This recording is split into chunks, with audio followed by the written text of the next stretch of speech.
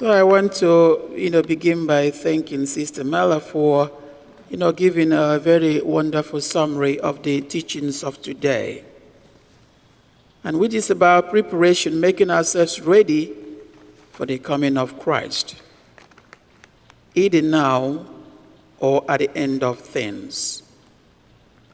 In any case, the coming of Christ to us is a precious gift that we have to open our arms and hearts and minds to receive, because God is love. And because He is love, He is also a Father who longs for the best for His children. And there's no better way to bring about the blessings of that love than to be in us. And that's why even the book of Revelations talks about, Jesus waiting by the door of our hearts, knocking, waiting for us to open for Him to come in. And when He comes, He brings alongside with Him every blessing imaginable, every support we need, and every protection that we hope for. As little kids, we expect Christmas. We look forward to Christmas because we know there will be so many things coming with Christmas. Even young children expect more, not just from parents, but also from grandparents. Why? Because when they come to you for Christmas, you come with a lot of goodies, right? And that's the mentality we should have when we talk about preparation, expecting the most from God. So when we reject Him by closing our hearts, then we reject the beautiful gifts of God coming and flowing into our lives. So when we're talking about preparations, Sister Mala highlighted a lot of them. So what are we talking about? Only one thing. Remember that Jesus gave us a new commandment. He said, love one another as I have loved you. To love, in this sense, means to wish the well-being of the other individual. You respect them. You care about them. You protect them. As much as possible, you provide for them. You care. You support. So when all these things are being done, in them we make preparations for the coming of Jesus to come to us. At the end of the day, even if judgment comes, you have no case to answer because you checked every box. So we thank the Lord for giving us this opportunity to know His will for us. We therefore pray for His Spirit to help us to be prepared by listening to the voice of Christ through the Gospels that we read, through the teachings that we hear, through the encounters of one another that we make every day, and through every other opportunity in nature that He provides for us. And that is why I'm here today, to bring about to you another gift of Christ. And that is the story of mission, story of the experiences of Christians back home in my country and also in my diocese in Nigeria. So I come from a very, populous country where, there is a constant tension. Tension arising from different angles, sometimes ethnic, and sometimes, most especially also, because of religion. So Nigeria is almost split in half. The north, predominantly not Muslim, and south, predominantly Christian. So if you are paying attention now, there will be a national election next year. You will hear the undertones of all that in the politics. And that's why, for us who are international priests, it hurts sometimes to see us bicker and fight over, things that are not really necessary. Really necessary. This country is so much blessed. And all we got to do is to retain that blessing from God and from the forefathers. We got to listen to one another. We get to care for one another. Why? If Al-Qaeda, for example, or ISIS is to drop a bomb here in the country, they won't segregate about whom will kill. All they want to do is to destroy the United States of America. Every citizen. So pay attention to that. So why are we saying that? Because in Nigeria, down south, I remember, we fight sometimes among ourselves between Catholics and Anglicans, that is the Episcopalians. We don't have so many Lutherans, but we have all the ones, powerful ones, Pentecostals. We try to fight for space because we are in the dominance in down south. But when you go up north, it becomes a different story altogether.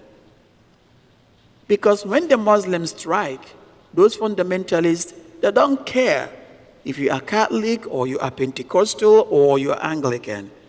All they see is a Christian, and they want to destroy you and destroy your church. And we are learning our lessons, unfortunately, in a hard way. 2 months ago, in the Catholic Church in Owo, in southwestern Nigeria, a group of individuals came to a mass, first Sunday mass like today, which in Nigeria usually, a lot of people come to mass anyway, but first Sundays are special because that's when we do our Project Sunday. So most churches are crowded and then they make donations for the building of the church and services. And that was when this individual chose to come to the church and killed 40 people in cold blood 2 months ago. Men and women, old and young people, and even infants. They didn't care. They wanted to kill Christians. And like Paul said, we got to listen to one another and pray for our brothers and sisters and even help those in Macedonia. When one aspect of the church or part of the church is crying, the whole universal church cries. And when one part of our church is triumphant, the whole universal church is triumphant. And that's why, we thank the Diocese of Green Bay for this missionary cooperation appeal through which we help churches around the world and also through which we share stories and encourage each other in the pursuit of this faith. A few days ago, I had a conversation with one of my friends, who lives in California. And we reminded ourselves about how the journey of faith and the priesthood started for us. Back home in Nigeria, we have what we call the Block Rosary Crusade. And that is a little associations or groups of young children. And this group was inspired, by the apparition of our Blessed Mother in Portugal, in Fatima, in 1917. So young children, boys and girls, come together in that young age. We say the rosary together. We say the prayers together. We do charitable works together, helping the old people, helping those who are sick, in whichever way we could as little children. Sometimes we go to the woods to fetch firewood, for those who don't have gas and kerosene lamps and whatever, for them to cook. We go to the streams to fetch water for them, and many other ways.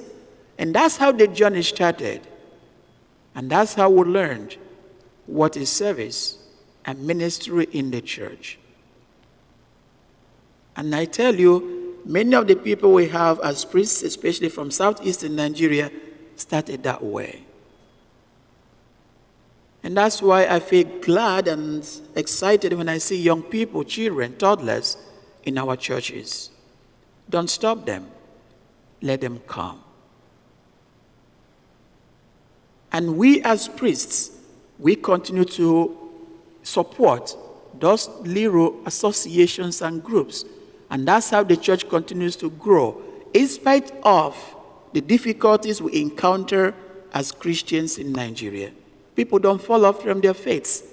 Rather, they grow stronger and even become militant about their faith in terms of defending what they believe in. And then back home also, in the absence of government, I don't want to talk about the government in Nigeria. It's practically non-existent. So the church steps in to help the people. In my diocese, through the support of the Diocese of Green Bay and all the dioceses here, we've been able to establish a little clinic, call it hospital, mini hospital, to take care of our sick people. For those who don't know about Africa, sub-Saharan Africa, we are malaria endemic country, area. A lot of mosquitoes, malaria.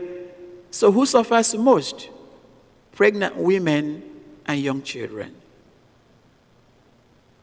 And so the church has stepped in ministry to try to help our brothers and sisters through the love of the church and generosity of people like you, in making sure that they feel that love of Jesus who visits us each day through other people and through our love and care. So that hospital is still ongoing, and we thank you for what you do. And there's so many other projects, which the church is doing. When I was in a parish here, through the support of the parishioners, they helped me to, put together, hospital staff. And through the friends I have in Nigeria, we even organized,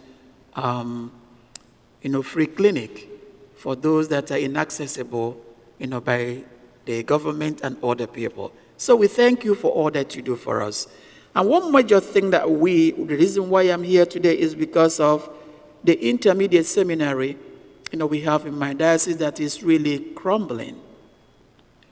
If we lose support, if we don't find people to commit and to train as priests, the church will suffer more. You feel it here in the country. You feel it here in the diocese. And that's why we are praying for vocation. I work here as a donation to the diocese and to the church here because we have many more people who fill little holes here and there in my diocese. And we need more priests. We have international priests working all over.